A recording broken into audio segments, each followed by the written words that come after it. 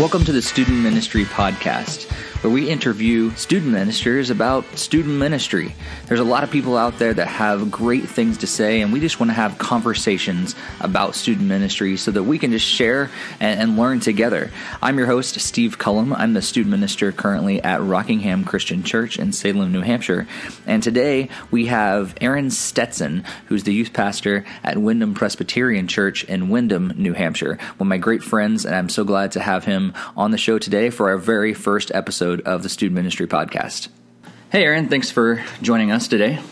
My pleasure. Thanks for having me. So let's just start off and let's just hear your story. What's your story? How'd you maybe become a Christian, and how'd you get into ministry? Yes. So I grew up as a pastor's kid, for better or worse. My dad started at a very small church when I was about 4 years old. My faith development very much is tied through the story of my parents and especially through my dad, and just kind of walking through life with him in ministry. And I felt a calling in my life very early to ministry, as early as 13 years old. I remember telling my grandmother that I wanted to be a skiing pastor. I still haven't figured out how to do that yet. If anybody has any suggestions, I'll definitely take those. Definitely, my faith journey has been one of significant points along the way, kind of moments of clarity, I like to call it, as opposed to maybe one bigger conversion experience. There's times of understanding. I remember having a conversation with my dad about communion and why do we do that, and what's the point of that, and when can I have some bread on Sundays because I'm hungry during the service. A little bit's going to fill your stomach. Yeah, it didn't. So conversations like that with my dad and just kind of getting an understanding. I remember two real specific highlights, I think, where things really clicked for me. One, I would say maybe junior high, late junior high, early high school. Again, my dad had gone to this conference, and he came back with a video. I believe it was actually Bill Hybels from Willow Creek, and he just gave a very simple gospel presentation. He was drawing it on a whiteboard, per usual, and it was just kind of the cliffs, and just very basic. We've all seen it. The house, we're separated from God by an abyss that's infinitely high, deep, and wide, and how Christ with the cross bridges that gap. And it just, after all those years of hearing it, it was that moment when it made sense. And I remember going upstairs to my room and praying and making a commitment there. The other really foundational moment for me, I think, was my junior year in high school. I remember sitting in church on a Sunday morning, and out of nowhere, what my dad was preaching on actually made sense, and it felt like it applied to my life. And you hear Dad talk all day long, and so on Sunday mornings, a lot of times it doesn't feel very different. But at this moment, it hit me, and it was as if this sermon was geared towards me. And I just remember, again, kind of really having this time of clarity and time of commitment and of understanding for my life. So from there, I went to a Christian college. I went to Gordon College in Wenham, Massachusetts, and as a youth ministry and biblical studies major, I kind of knew all along that I wanted to be in ministry, and specifically in youth ministry. When I got out, I actually had a pretty difficult time finding a ministry job, so I did about 7 months of training towards becoming an electrician. Then I did find a job. I worked with Young Life as an area field staff intern for a couple years. The funding in my local area ended up drying up, and so I was 3 hours away from home, no ministry perspectives, and my wife and I decided to make a transition back into electrical work. And so for 6 years, I spent the time to get my electrical license, my master electrical license, and did that, like I said, for 6 years. And then I guess it was, almost 6 years ago now that I felt the call of God again back in my life, saying it's time to get back into ministry. And I have a whole string of events. I saw one church that just seemed like a good fit. I sent one resume. I had 5 interviews, and I've been here almost 6 years. Wow. Cool. So you are what a lot of people call bivocational minister. You have the other paycheck from the electrical work and stuff, but you're still, working for the church as well. The next question really is, what's ministry look like? And so for you, that might look different. Like for some people that are able to do it full time, some people are able to do it part time. But a lot of people might be in a similar situation with you, like trying to do it, 2 jobs at the same time. What does your ministry look like? What's the programs that you run here at Wyndham Pres? How does that all work for you? Sure. So I'm technically full time at the church, and my wife tells me I'm technically full time with my electrical as well.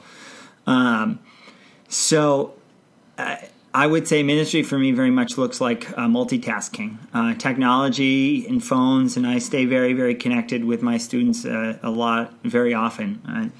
Yesterday I was multitasking. I was installing some under cabinet lighting while counseling a student about just some family struggles that they were going through. So there's a lot of flexibility in that. One of the things that I love about being bivocational is it forces me to focus on, in ministry, forces me to really focus on the major things. I can't spend an inordinate amount of time perfecting the look of a newsletter. And some of these things when you have a little more time, not that anybody has time in ministry, I get that, but when you have a little more time, and when I've been in those positions in the past, you can really get sidetracked by this flyer has to look perfect, and this event has to be perfect, and I just don't have that luxury. And so it forces me to focus on the majors and not get caught up in some of the fringe things. And so I really invest my time primarily into my talks for my messages for youth group. We have our particular setup is we have middle school and high school separate, which some people say I'm insane for doing that for a time wise, but for our group that really works. So I have youth group 2 nights a week, and one of my driving forces is clear communication of the gospel, and I put a lot of stock and a lot of weight into doing that week in and week out. Cool. Yeah, I think that's huge. I think for a lot of churches and a lot of ministers, it's really easy to get overwhelmed by all that administrative stuff and all that other stuff that just kind of clouds the waters. But if you have a limited time, it forces you to be simple, and I think that's a huge benefit actually in ministry. So you have 2 different programs for your student ministry. What's your middle school look like? What's your high school look like? Are they very similar? Are they drastically different? What's the actual program look like for them? Sure. In some ways they look very similar. I use the same message that I adjust accordingly as I see fit. Typically, I prepare first for high school and then give it a second time for middle school. I find a lot of times I'm changing things. One of the bigger formats is we always try and have a discussion time as a part of both groups. My middle school students are more than happy to say whatever they feel blurts out of their mouth in front of anybody sitting in the room. So that discussion format is really more of an open one. I'll kind of stand up in front and I'll put some questions on the screen, and it'll be an open discussion. My high school students are not remotely interested in that, and so I'll do a printout with some questions that I'll kind of have them just gather in small groups right where they are. So it's a very, very informal, shorter, small group time. It seems to work pretty well. It's not perfect. I haven't found the perfect system. Anybody who does, please email me. But it does seem to work. It does facilitate some good discussion. Programmatically, we do. I've actually found for middle school, I start with the talk. My training and common sense always said, well, you got to do activities first so they could get the energy out, and then you do a message after that. I beat my head against the wall for several years, and then finally, by a fluke, because of a scheduling conflict, we had to switch it around, and it was night and day. Because my experience has been that once they're going, they keep going, and they don't really settle down until long after they get home, so I've heard. And so it makes for, you kind of start off on a more mellow note, and there's that expectation coming in the room, and then games are at the end, and you get them wound up and give them sugar and send them home, and parents love you. High school is more of a traditional format in that we have games and activities and things of that nature first, and then the message is and discussion time is at the end. Cool. Has that evolved and changed through the years, or is that pretty much the way you've done youth ministry, the way you've done your youth group since you've been here? The discussion questions have kind of gone back and forth, discussion time, a few different ways. I'm not in love with the way we do it, but it seems to work right now. But by and large, the format has pretty much, other than the major shift a couple years in with the time of the message for middle school, other than that, it has remained that pretty much since my time here. I think it's important to always remember to be a student of the culture, like what's working with your current group, and be willing to change if need be, because you never know. Some things might work for one group and they might not work for the other group. Cool. So the last question I just have for you is, what's some tips, tricks, things like that you've learned along the way that you'd like to share with other youth ministers that might be listening, people that are kind of maybe starting out, maybe been in it for 20, 30 years? What's some tips that you've picked up? There's two things I think for me that have come to mind. Actually, that's a lie. I'll go with three. First is, nobody likes the idea of it, but I'm a huge fan of being bivocational. It's a huge stress at times, but at other times it's, for me as an electrician, it's a hobby that makes money. It gives me an opportunity to clear my head. It gives me an opportunity to get away from ministry, and it gives me an opportunity to do things that have an end date.